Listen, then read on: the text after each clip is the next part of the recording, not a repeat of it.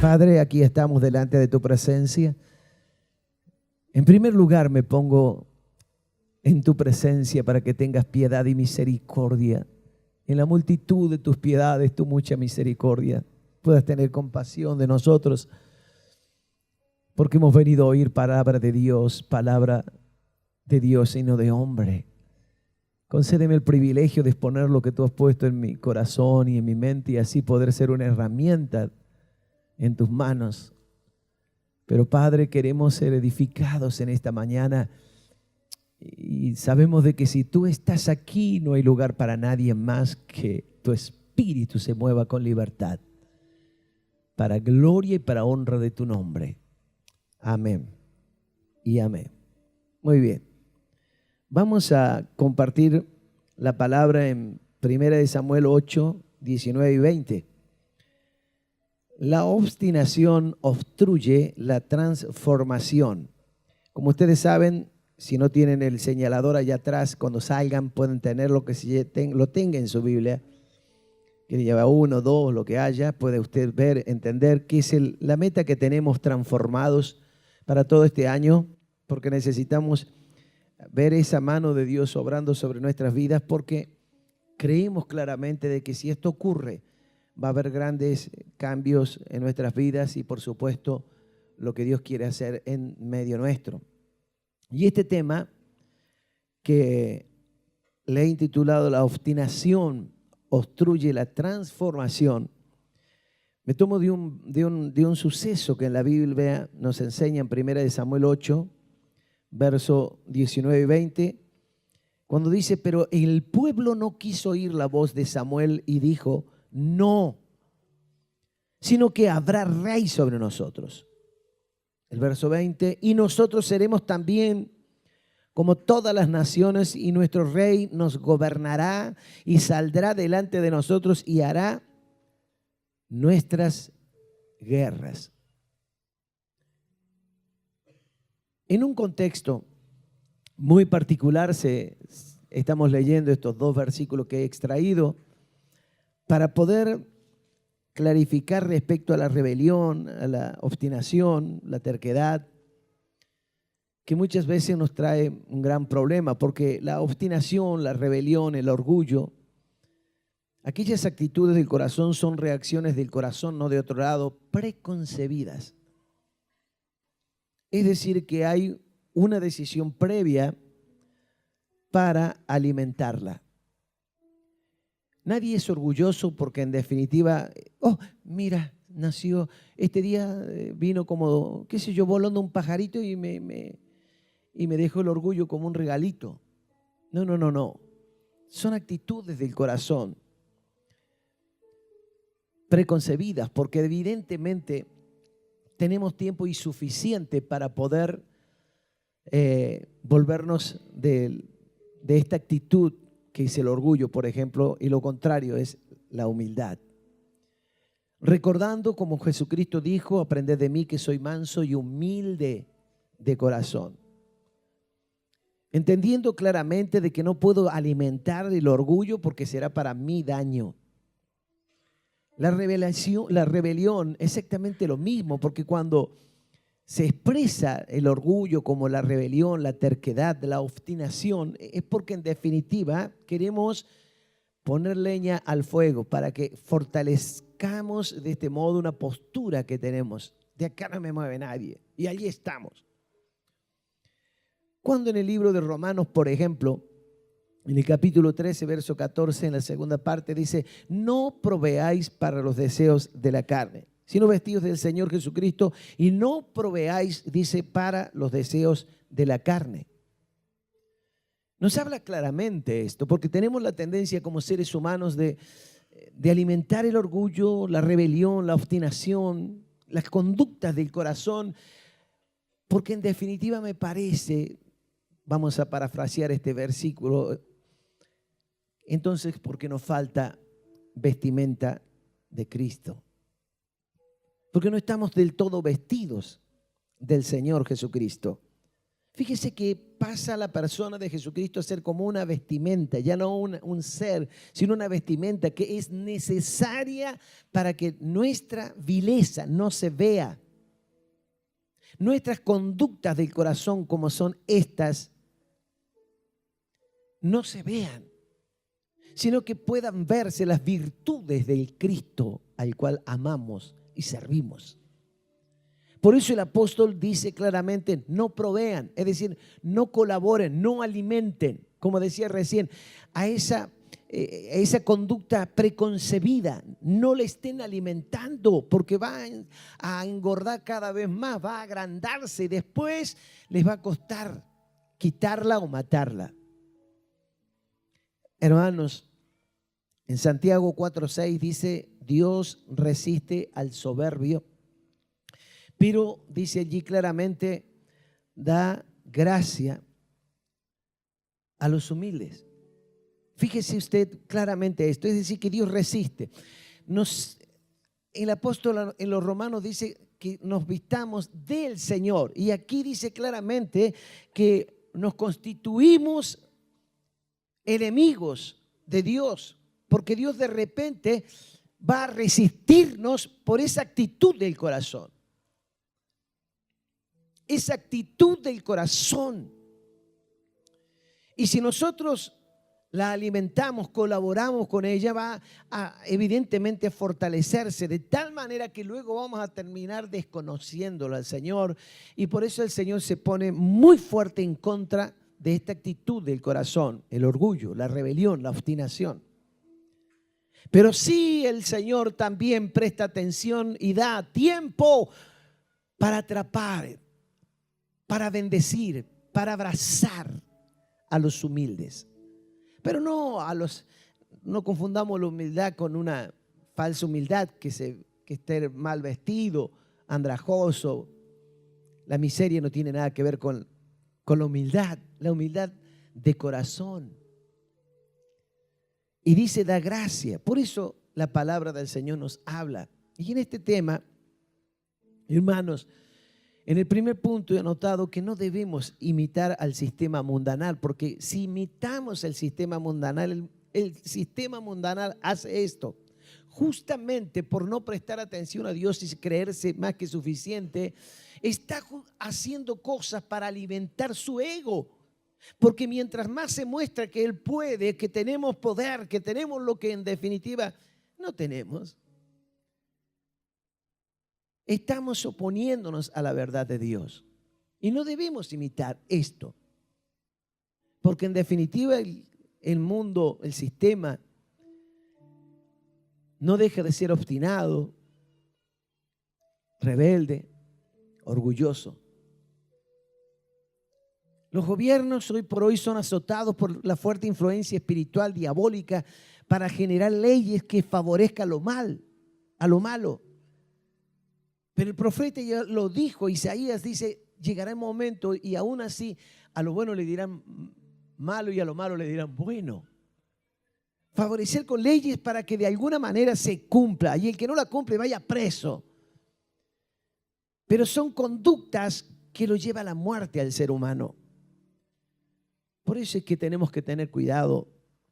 La mayoría hace lo que está de moda. La mayoría sigue a lo que está en el momento, a los otros. El ser humano tiene la tendencia a mirar, aunque no esté correcto, pero seguir como siguen los demás. Por lo general, pues Dios me ha dado el privilegio de viajar en distintos países del mundo, en distintos aeropuertos. Me he encontrado y en algunos casos con lenguaje que no estaba ni siquiera el inglés, sino signos y siglas donde uno miraba y decía, ¿y esto qué querrá decir? ¿Y para dónde la salida? ¿Para dónde? Casi en todas partes está el exit, que es salida, por supuesto, pero de repente uno dice, ¿y a dónde voy? ¿Cuál será la puerta 32 de la terminal tal? Me pasó en Suecia, por ejemplo, cuando estaba allí y tenía que salir a una terminal donde llegué en avión desde Latvia y llegué allí a Copenhague y después de repente me encontraba con que de esa terminal que llegué no era la que tenía que salir, y tenía que salir de ahí para Dinamarca, y entonces me encontraba con que debía salir por otro lado y digo, ¿y a quién le pregunto? Pero ¿qué hice? La mayoría hacemos eso. Miramos cuando termina el momento de desembarcar, todos van juntos. Tuc, tuc, tuc, tuc. Entonces seguí el montón. En ese caso es para poder llegar a un destino, encontrar la puerta, salir de alguna manera donde tenés que salir. Pero hermanos, no siempre es así en el caso que estoy contando.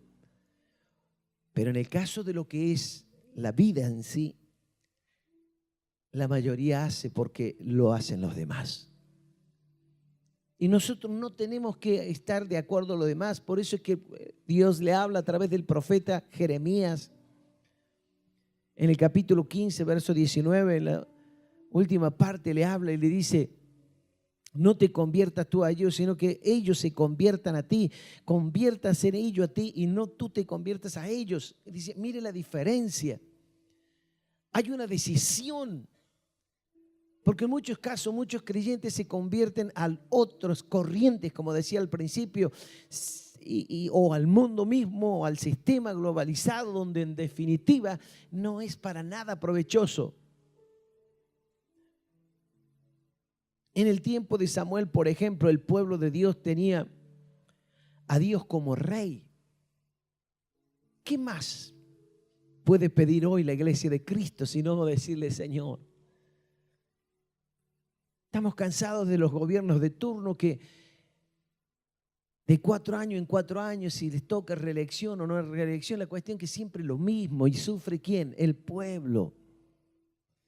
Pero Dios era el rey, el gobernante del pueblo de Dios, de Israel, en aquel tiempo, en el tiempo de Samuel. Pero ellos querían un rey visible. Ellos no querían un rey invisible.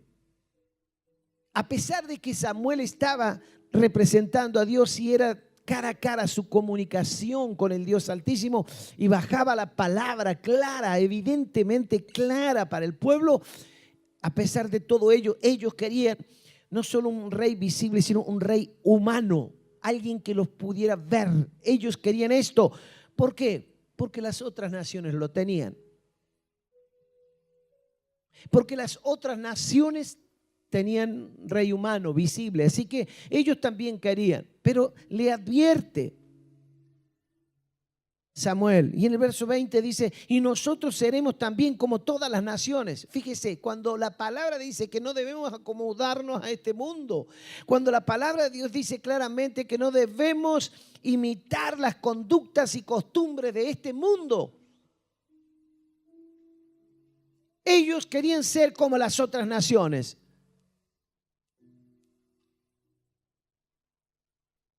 Samuel, como buen siervo de Dios, les advierte sobre las consecuencias que vendrían por dejar a Dios y cambiarlo por otro rey. Pero ellos estaban obstinados y seguían en su postura. Tanto que vemos en el verso 19 que dice claramente que el pueblo no quiso oír la voz de Samuel, porque Samuel le advierte, le dice: Dios, adviértele lo que les va a pasar, porque me dejan a mí. Y Samuel se puso mal, porque no podían entender. Pero sabe una cosa, que allí Samuel le dice: Dios, dile lo que van a pasar. Y le advierte: vuestro rey, el rey que ustedes quieren, humano, visible, va a hacer estrago entre ustedes. Van a sufrir. Van a llevar de muy temprana edad a sus muchachos, sus jóvenes a la guerra, y van a morir en guerra. Y van a tener que rendir honores y pagar con grandes creces a vuestro rey. Cosa que Dios no les estaba exigiendo en nada. Pero ¿qué hizo el pueblo? El pueblo, dice la palabra de Dios, no quiso oír la voz de Samuel, sino que dijo: no, sino que habrá rey sobre nosotros. Qué obstinación, ¿no? Hermanos, es que Dios nunca jamás obligó a nadie, ni obliga a nadie. Por ello le dio el libre albedrío al hombre y es la facultad de decidir por reflexión. Pero Dios es Dios. ¿Por qué lo llamamos a Jesús Señor? Porque lo es. Es el Señor de señores. Es el Rey de reyes. Pero cuando Jesucristo se desarrollaba en esta tierra como el Salvador y Señor, muy pocos lo reconocían. Escasos 12 hombres le siguieron y algunos discípulos temporariamente de acuerdo a los milagros y señales que Jesús hacía. Llegado a un lugar llamado Gadará, se encuentra con un cuadro muy particular donde una persona estaba expatriada, sacada del lugar, arrancada del seno familiar, de la sociedad. Y lo habían atado más de una oportunidad para que pudieran sujetarlo. Y este hombre cargado de demonio rompía los grillos que tenían en las manos y en los pies y las cadenas como nada. Era tal la posesión demoníaca que tenía que nadie podía sujetarlo. Así que tuvieron que abandonarlo. ¿Y sabe dónde vivía? En el cementerio. Y dice que se hacía daño el pobre hombre. Pero cuando Jesús arriba a esa localidad llamada Gadará, se encuentra con que el hombre viene endemoniado a los pies de Jesucristo. Y Jesucristo, para hacer más corto la narración, lo libera. Y cuando lo libera, la sociedad viene a ver, porque le llega la noticia al pueblo, a toda la sociedad, que Jesucristo había llegado y que había quedado libre ese hombre que era incorregible, intratable.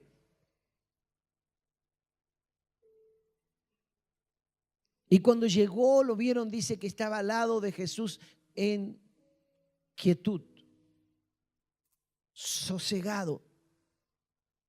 Para esto estaba desprovisto de ropa porque evidentemente los demonios lo habían avergonzado de tal manera que el pobre hombre era una miseria humana. Probablemente algunos de los discípulos sacaron alguna túnica y lo vistieron al hombre y lo cobijaron. Y cuando lo vieron, en vez de la gente agradecerle a Jesús, en vez de que la gente pudiera ver el milagro que había hecho, algo que restableció la salud de ese hombre, en vez de agradecerle, ¿sabe qué hicieron? La gente le pidieron por favor que no se quedara. ¿Cómo? Dice Jesús. Sí. Por favor, vete de nuestros contornos. Ni siquiera, no solo no te queremos aquí, sino vete ni siquiera a los pueblos aledaños. Vete lejos, vuélvete. ¿Sabe qué hizo Jesús? Tuvo que subir a la barca de nuevo y salir con los discípulos de donde vino. ¿Por qué es esto? Porque Jesucristo no se queda donde no lo quieren. Él es un Señor. Jesucristo no va a estar obligando a nadie. Mira, vas a perderte si no me reconoces, si no te arrepentís. Yo quiero ser Señor de tu vida, pero si no me recibís vas a saber. No, Jesucristo con amor eterno te ha amado. Te vi pobrecita, lastimada, dice el Señor. Te cubrí. Te até con lazos de amor. Hermano, esa es la actitud de Dios. Pero Él respeta la voluntad porque le entregó al hombre el libre albedrío. Por eso es que hay tantas equivocaciones, tantas religiones y tantas sectas. Tanta depravación. Tantos desvíos. Tantos abusos. Porque el hombre tiene las actitudes en su corazón y las deja ver. Y de repente, en vez de ser alguien que represente a Dios en la tierra y pueda mostrar cómo Dios es en los cielos, muestra lo contrario. Pero Jesús es Señor y no obliga a nadie, ni aún a la misma iglesia. Por eso nos habla, por eso nos dice, nos habla claramente: no imitéis la conducta y la costumbre de este mundo, mas dejen que Dios los transforme en personas nuevas, que tengan mentes cambiadas. Y Dios nos ministra a través de su palabra, usando las herramientas que Él tiene. De una u otra voz se abre la boca de Dios desde aquí arriba para poner la palabra en nuestros oídos y en nuestro corazón. Pero si está la obstinación, no, pero es porque a mí no me gusta cómo predica o cómo toca o cómo canta. Hermano, nadie le pregunta si le gusta o no le gusta. Debe entender de que usted necesita la revelación de Dios mismo, de su palabra. Necesitamos de que Dios nos ministre, nos hable.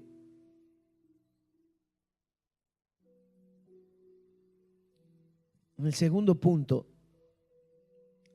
Dios siempre actúa a la perfección. Como Samuel no podía persuadirlos a ellos, ellos dijeron no, sino que haya rey sobre nosotros, porque queremos ser como las otras naciones, queremos ser como el mundo, queremos ser como los otros, como los demás. ¿Acaso?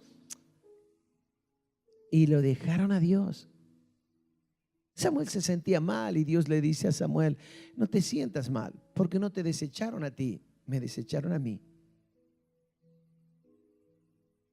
Y hermanos, ¿cuántas veces nosotros como seres humanos de este tiempo y creyentes de la iglesia de este tiempo hacemos exactamente lo mismo?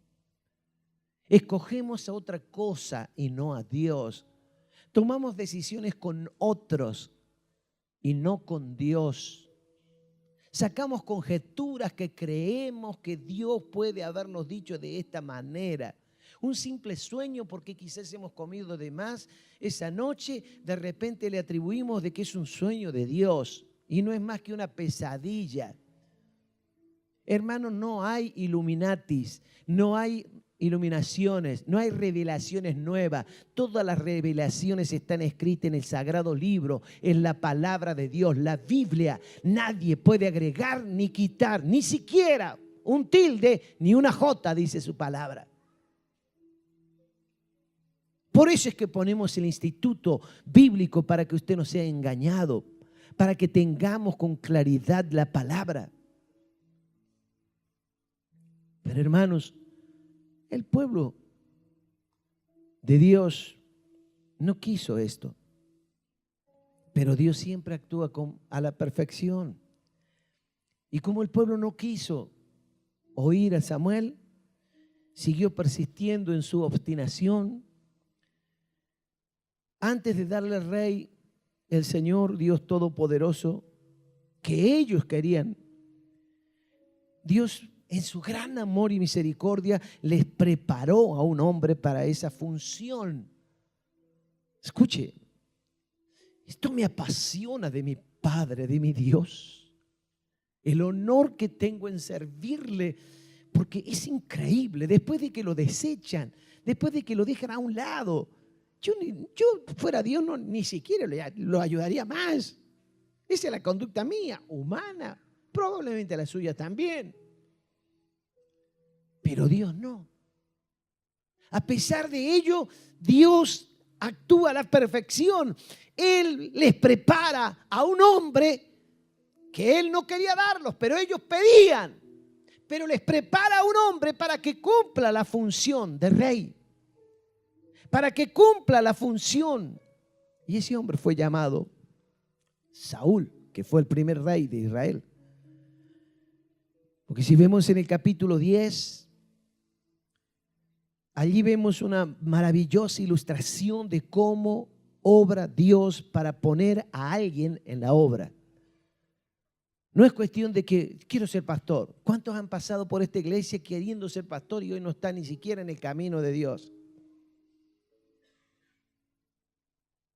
Y digo de esta congregación. ¿Cuántas otras congregaciones han sufrido lo mismo? Pero hermanos, en este capítulo 10 nos deja un claro ejemplo de cómo Dios opera, actúa, obra, para poner a alguien en la obra. Saúl fue un hombre sencillo, es cierto. Era humilde en su tiempo, tímido y obediente. Hasta que fue ungido Porque Dios fue trabajando sobre él y comenzó esa unción que vino por la misma intervención de Samuel, el profeta. Saúl debió ser ungido para vivir el proceso de la transformación. Escuche bien. Por eso debemos entender muy bien lo que Dios nos ha dicho a principio de año y caminar en este año en ese concepto de Dios. Debemos someternos a los procesos que Dios permite que vivamos, porque en el proceso que Dios permite que vivamos vamos a ser transformados. ¿Cuántos dicen amén?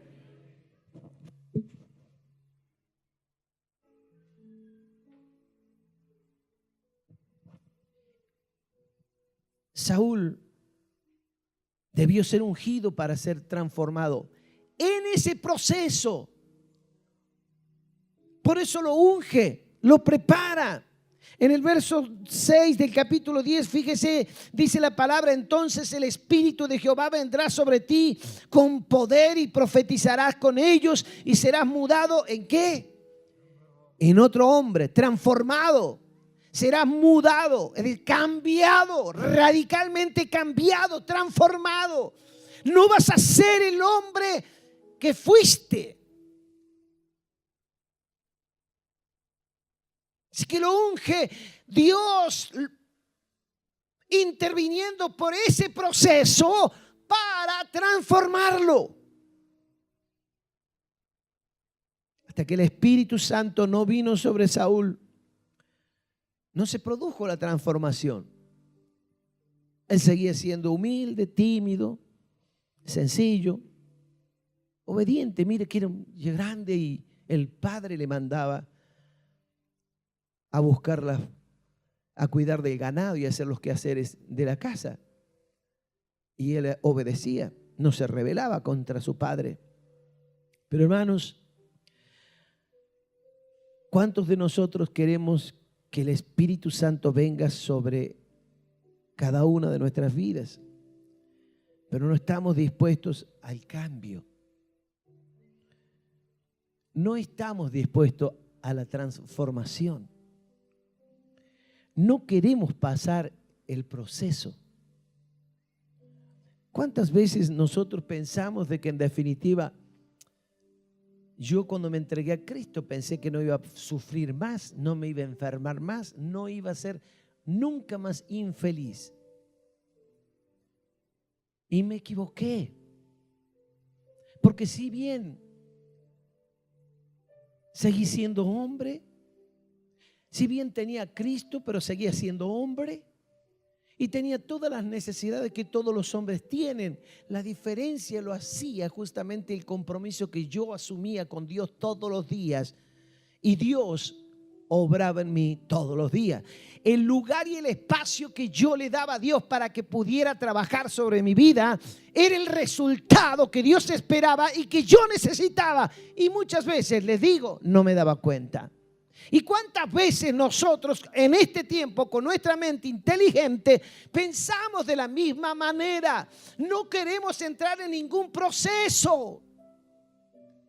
Todas las cosas que son opuestas a lo bueno, llámese alguna enfermedad, un problema familiar, algún accidente, alguna situación financiera, un despido de trabajo, lo que fuere, creemos de que en definitiva, bueno, es de balde. Hermano, Romanos 8:28 dice que todas las cosas ayudan a bien. ¿A quiénes? A los que aman a Dios, conforme a su propósito son llamados. Usted fue llamado como yo. Yo tengo mayor responsabilidad que usted. Usted podrá tener mayor responsabilidad que otros. No tenemos la misma responsabilidad. Pero sí les digo, estoy seguro de que fue llamado para ser salvo en primer lugar y segundo, para cumplir el propósito por lo cual Dios lo deja todavía con vida en esta tierra.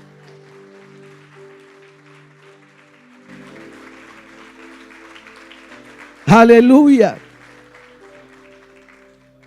Pero hermanos, necesitamos ser transformados, pero necesitamos entender que habrá un proceso. Dios se tomó el tiempo, y usted léalo en su casa, capítulo 10 de este mismo libro. Primera de Samuel 10, todo una maravillosa exposición de cómo obra Dios para preparar a un hombre o una mujer, vaya el caso, para servir a Dios. Pero hermano, nunca Dios va a usar a un neófito, lo dice el apóstol Pablo. Siempre al que va a usar primero lo prepara. Y la preparación viene a través del proceso. Y dentro del proceso están las circunstancias. Esas circunstancias nos permiten ver justamente el propósito. Porque en medio de situaciones y circunstancias opuestas es cuando nuestro carácter se va formando. Nuestros pensamientos se van ordenando. Nuestro corazón comienza a alinearse a los propósitos de Dios. Por eso es que Dios tenga piedad y misericordia de nosotros en este momento, en este día, para que podamos aceptar su proceso, porque entonces veremos su propósito cumplido. ¿Qué dice el eslogan? Entonces aprenderán a conocer la voluntad de Dios para ustedes, la cual es buena, agradable y perfecta. Yo quiero estar en el centro de la voluntad de Dios, porque me conviene. Aunque esté pasando un proceso que todavía no acaba, aunque tengamos que enfrentar situaciones que no entendemos.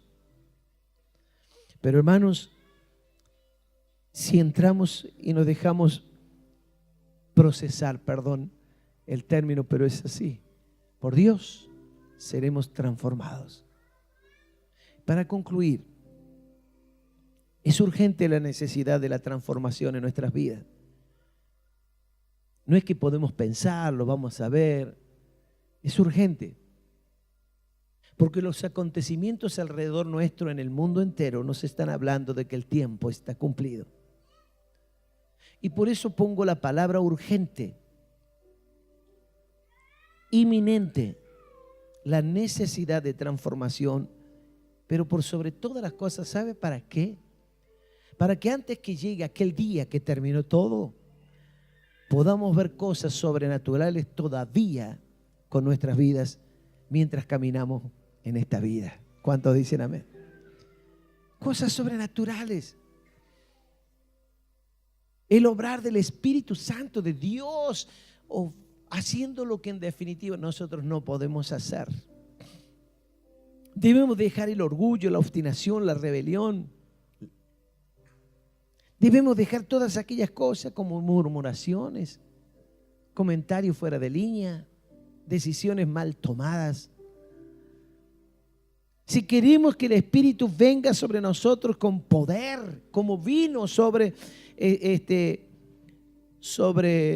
Saúl, dice aquí claramente, entonces el Espíritu de Jehová vendrá sobre ti con poder, dice, y serás mudado en otro hombre. Si queremos que venga el Espíritu de Dios con poder y seamos transformados, hermanos, debemos aceptar la transformación.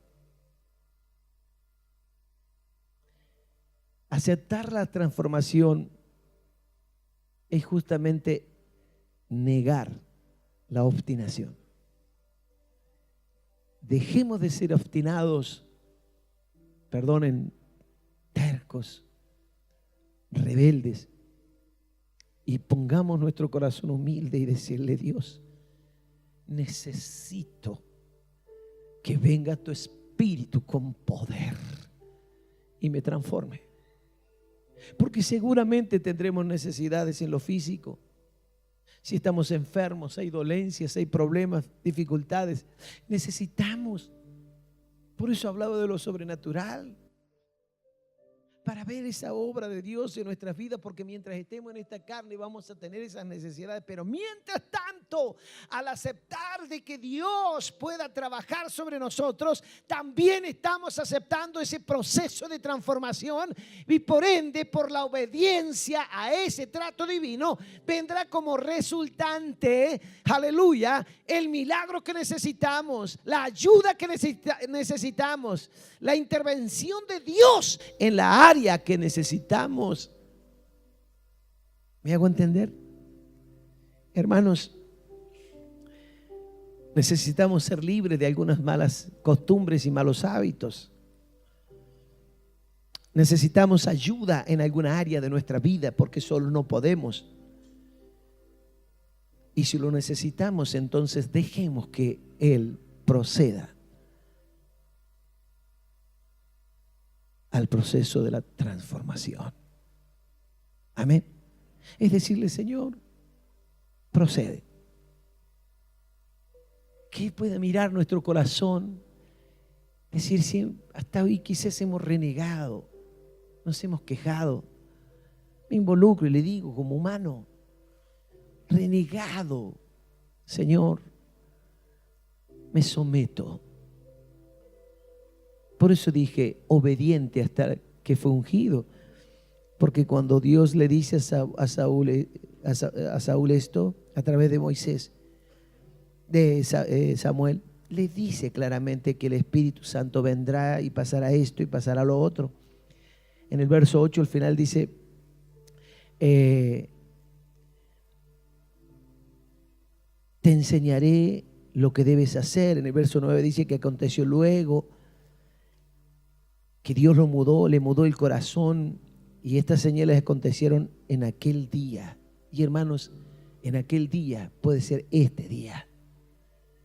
Y yo quiero llevarle en esta mañana que usted pueda decirle, Señor, procede.